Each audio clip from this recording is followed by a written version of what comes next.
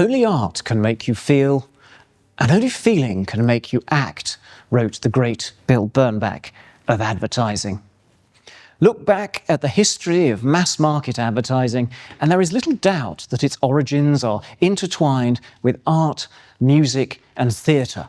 Intertwined with the show. As early as the 1830s, circuses, with their acrobats and performing animals, realised that poster advertising worked better if it used illustrations of the performers to capture attention and lodge in memory. And when, in the 1880s, lithographic printing first enabled the mass production of colour posters, it was the artists of the period who were quick to turn their hand to the business of creating advertising. Posters for the shows, cabarets and shadow plays of Paris's bohemian Montmartre, Le Moulin Rouge, Le Chat Noir, Folies Bergère. But by the early 1900s, the mood was changing in art and in advertising. And much like today, science became fashionable. And it was towards science that advertising turned. Over in America, Claude Hopkins was instrumental in this shift towards so-called scientific advertising. He moved away from an emphasis on the image and entertainment towards an emphasis on the word and giving people a reason why they should buy. Showmanship gave way to salesmanship. And today we might know them as brand advertising and performance. Both schools are important. Both have a role, and each supports the other. Showmanship captures the attention of a broad audience and lodges your brand through emotion in memory. It creates preference. Whereas salesmanship directs the attention of the already half-interested with a reason why they should buy. It seeks to demonstrate superiority, to nudge the sale. It's always been easier to claim the business effects of salesmanship because it operates closer to the buying window. But of the two schools, it's become clear that the more important for profit and growth is showmanship. And over the last couple of decades, we have really begun to understand why.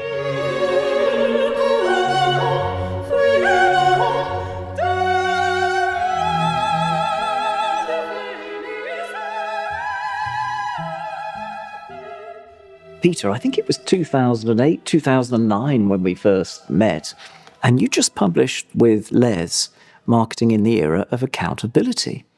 And as I understand it, it threw up a few surprises when it came to the kind of advertising, the style of advertising that drove the largest kinds of business effects. Tell us a bit about that.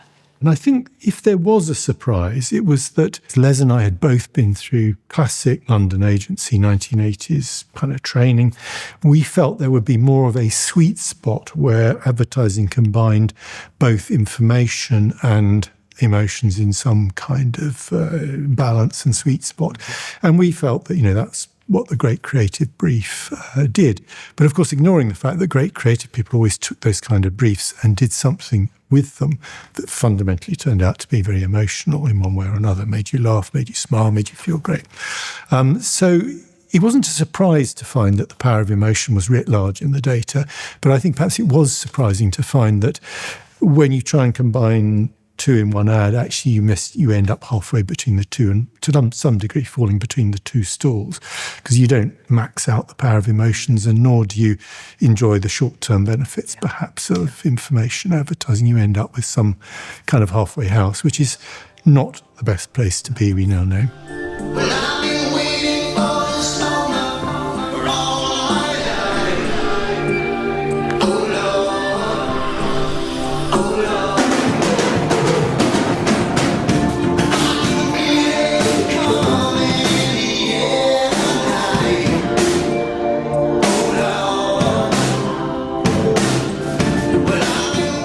The Cadbury Gorilla ad.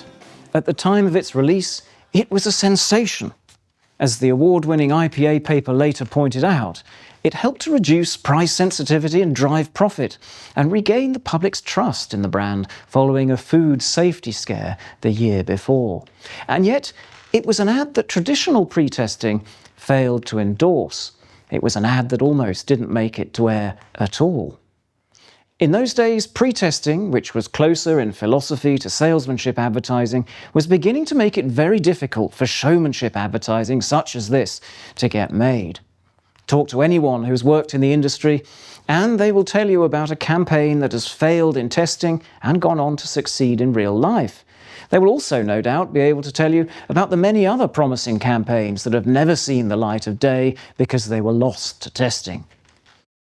At the time, there was a long-running pushback against pre-testing. Actually, it was as much about qualitative as quantitative. In fact, in Marketing Year of Accountability, we argued against both of them at the time because they both didn't particularly correlate very strongly with effectiveness.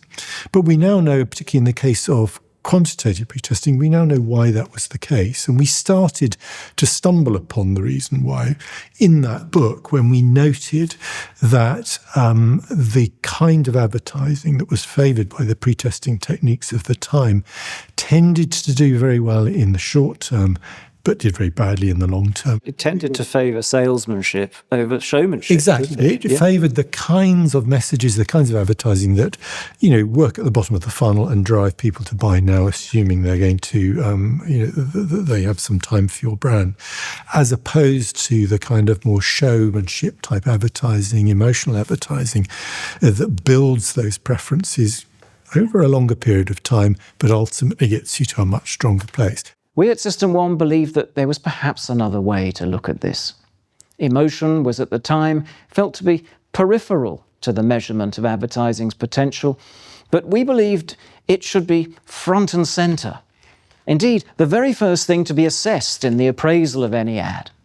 And so we had been developing an approach that we felt could help promote showmanship advertising, a holistic assessment, one that understood the primary importance of emotion. Our emotional measure took its inspiration from the work of psychologist Paul Ekman, who'd conducted work across the world to understand how emotion is expressed in the human face. His work suggested that this same visual language of emotion can be understood everywhere in the human face, regardless of background or culture. Referencing his work, we created a pictorial self-report measure showing a person's face in different states of emotion, the 7 basic emotions that Paul Ekman described, plus neutrality. Because we felt it was perfectly possible that audiences might feel no emotion at all in response to an ad. Some 5,000 photographs later, with a very patient model, we arrived at an intuitive question that enabled us to determine the emotional response an audience felt at the end of an ad, and over the course of its duration, plus its level of intensity.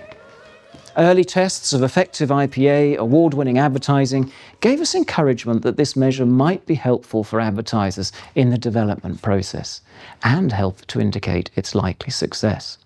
And when we tested the Cadbury Gorilla ad, the moment it aired, I should mention, it hit the emotional heights of our scale.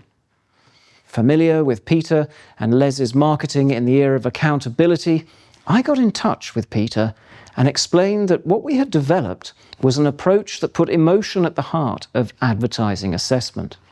And so Peter and I set up an experiment in 2009 that would pull apart great campaigns from good on the IPA's effectiveness database. We both wanted to see whether an actual measure of emotion, not simply the author's assessment of the campaign's approach, could help us to understand the showmanship or fame potential of advertising and its greater business effects.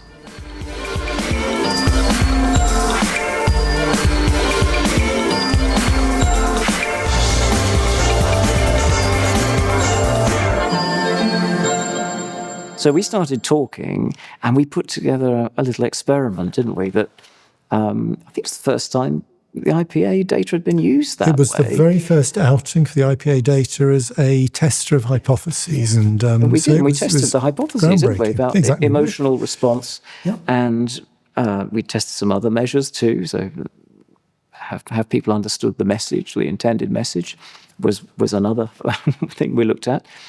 And what we found supported your work already with the database, but supported it using data where we'd actually gauge people's emotional response. It wasn't just the author's sort of, I think this is an emotional campaign. It was actually how people felt about the work.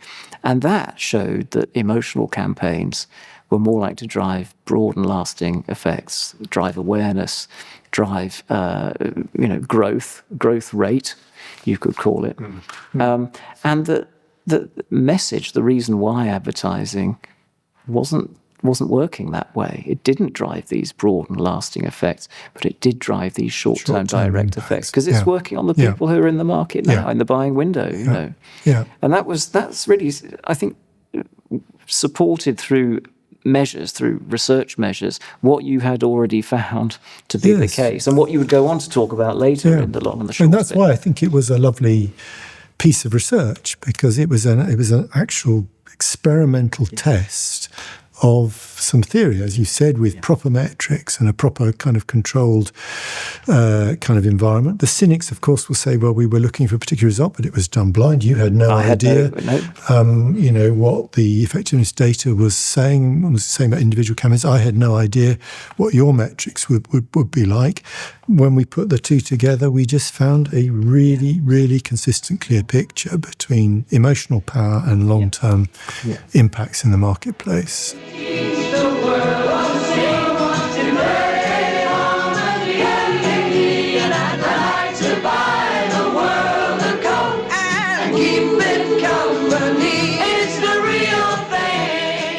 The experiment also enabled us to look at the relationship between extra share of voice and share of market growth, what we might describe as growth rate.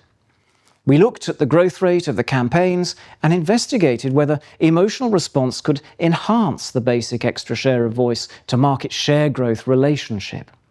What we found suggested that emotion could be used as an indicator of share growth at different levels of investment. The stronger the emotional response, the greater the likelihood of driving growth. The more people feel, the more people buy. The research won awards, and in 2012, I wrote it up in the Journal of Advertising Research. It transformed the way that we thought about advertising measurement. It sort of confirmed these sort of two schools that you then went to talk about in, you know, the long and the short of it, which have always been there. They've been there for 100 years, you know, and that they work in different ways. One is sort of these spikes, your wonderful sawtooth chart, and one is one of these cumulative, you know, sort of the emotional showmanship over time. And you, in the long and short of it, you talked about how they work differently, but how they work together. And that, you know, of the two, I mean, they're both important, obviously, but showmanship probably deserves a bit more of your budget than salesmanship. No, absolutely. I think sometimes people think that our objective primarily was to diss performance marketing and just celebrate brand building. We have always said the most effective campaigns need both, hence the "and" in the book title. So we've always said that. Our point was, and the reason why I think people felt we might be dissing performance marketing is because we said it had gone too far. We were putting far too much money into it, and some clients were even completely walking away from brand building. So we wanted to identify that danger, and in many ways the book was a warning to the marketing world not to go too far down that route. But the realities of what was going on in the marketplace meant effectively we were taking on the very well-funded, very aggressive performance marketing world, who clearly did not like anyone suggesting that clients should spend a little less on their work. So it's been a really long, hard struggle, I think, to break through that. But ultimately, what did it was that clients progressively over time discovered that the performance marketing model on its own just simply doesn't work. It doesn't deliver. You know, the growth dries up. And once you realize there's a problem you've got to fix. And they found in Les and my work, at least, a solution to that and an explanation for why. And I think that has really underscored why it eventually took off as a book.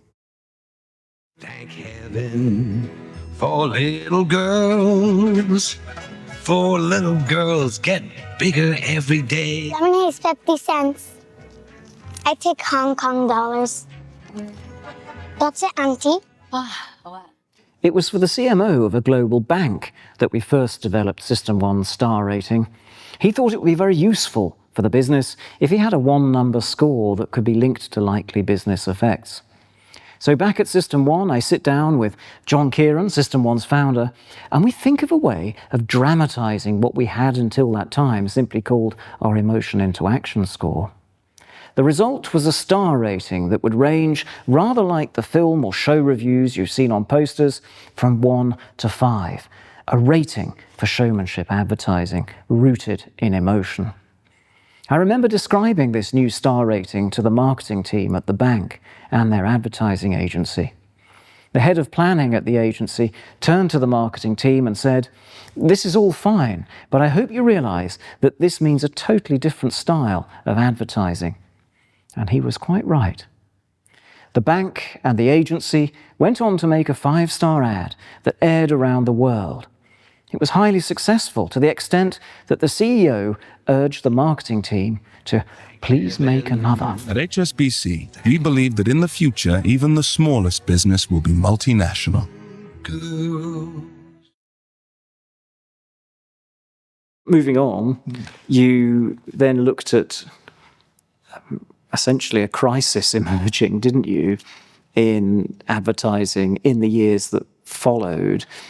And you could see traces of it going back to 2006, 2008, as people were moving budgets towards performance or activation advertising, salesmanship, you could call it. Yeah.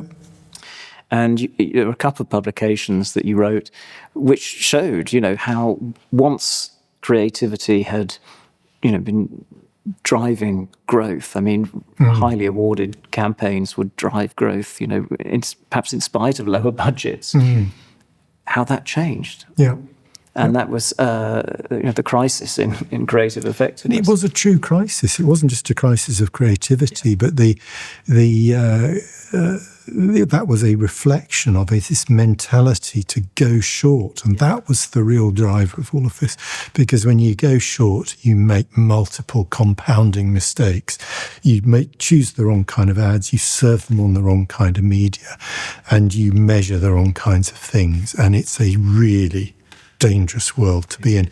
But it takes time for a market to realise that these things are dangerous. That's correct. And I think still not all marketers know this is a problem, but gradually I think the discovery is being made. And now it's quite common to read stuff on Google, some of their thought pieces, which are now extolling the virtues of the long term. Yes. They weren't saying that 10 years ago. No, indeed. Meanwhile, at System1, we begin to test every TV ad that airs in the US and the UK, and working with partners to establish spend for each ad over time. So now we can examine the relationship between emotional response and growth rate across whole categories. Across large numbers of brands and ads, emotional response to advertising and extra share of voice together help to explain growth rate better than just extra share of voice alone. It isn't just the quantity of your advertising that matters, but the quality of that advertising. And emotion is an excellent guide to quality. Nothing is certain in advertising, but from these large-scale datasets, you begin to see recurring patterns that reveal a relationship between emotive advertising on the one hand and improved trust, awareness gains, profit gains, and growth on the other. So we have an emotional measure that can be used not as a replacement for, but as an aid to judgment. And it also becomes clear that certain kinds of advertising are more likely to connect with audiences than others. In other words, we can learn about the kind of art that makes people feel.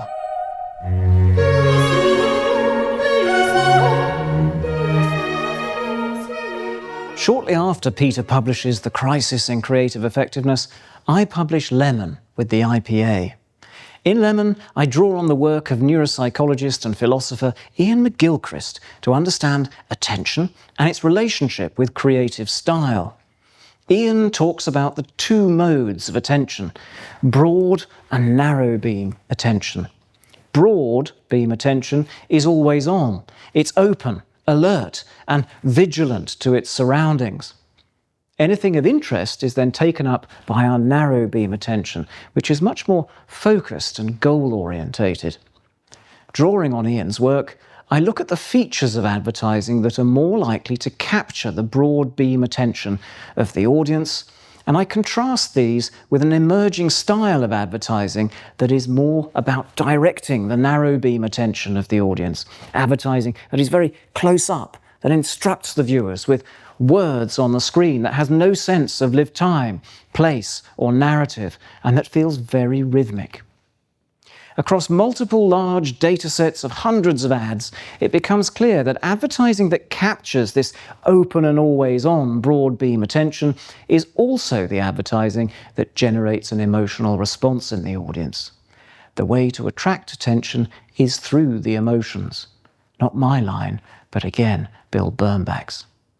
Working again with Peter and the I.P.E. database, we find that advertising that captures the broad beam attention of the audience through narrative, humour, music, the unexpected, that shows the living, relationships in lived time, that makes use of the face, the hands and the eyes. This kind of advertising that elicits emotion and captures attention, that creates fame, trust, and broad and lasting business effects such as sales gain, share gain and profit gain is the kind of advertising that we mean when we say showmanship. The great value of Lemon and why it worked so nicely alongside the kind of work that Les and I were doing is because we could only go as far as to essentially say, well, it's System 1 versus System 2. But for any practitioner, you clearly need to know what it looks like. What does it look like? Yeah. How do I execute System 1 kind of advertising? And that's the beauty of it. And I think you, to an awesome degree, I think evidenced different kinds of approaches that did that, which again, the marketing world need to relearn. Yeah. These were lessons that had to be relearned. They were. That's right. So one final question, Peter. Pre-testing, what's your view now, some years later, after your initial reservations in marketing the era of accountability? We know the model of pre-testing has changed from the early one, which was about rational impacts. The current one is very much more about emotional. Yeah. So one can expect on purely theoretical basis that it will have improved its act. So prompted really by an article written by Mark Ritson not so long ago, I actually went back into the database and updated those findings from almost 20 years ago, where we had then shown that quantitative pre-testing negatively correlated with effectiveness. Mm. If you look at the latest data, you find the reverse is true, that actually the correlation is now positive and respectably strong. Some of the metrics are definitely statistically significant at the 90% level. So the situation has completely flipped. So it is a no-brainer. But what I would say to those people who don't like to hear that message, because there have always been people, particularly in agencies, who don't like pre-testing, is that their worry, and I understand this way, their worry is that pre-testing takes the shine off great creativity. Now, I don't think that's the case anymore, but they're looking at the wrong problem. The real problem is we have an ocean, a long, long tail of advertising, which is risible. It's terrible. And pre-testing is the one tool that could pick that up and stop it ever being born, frankly. That's what we really need. That's why we need to pre-test, is to get rid of all of that stuff so we can focus on doing the good stuff. So let's stop criticising what could be a great tool for the improvement of advertising. I think the danger comes, doesn't it, when you've got a pre-testing model that's suited really to salesmanship and you try and apply it to showmanship, because that destroys... It's not going to be happy. It destroys your showmanship advertising, undermines it, changes it in some way for the worse, Yeah. So that's the big watch out for me. But look, if we've had anything to do with the change, that would be wonderful, wouldn't it? I'm sure we have. Thing. I think hope we have. We gave the market a way forward, and the market has moved forward with it. And I think it's been, a very rewarding time. It has.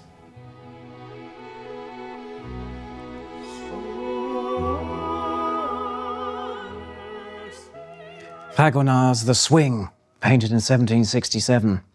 Breathtaking in its beauty, portrayal of freedom, movement and love.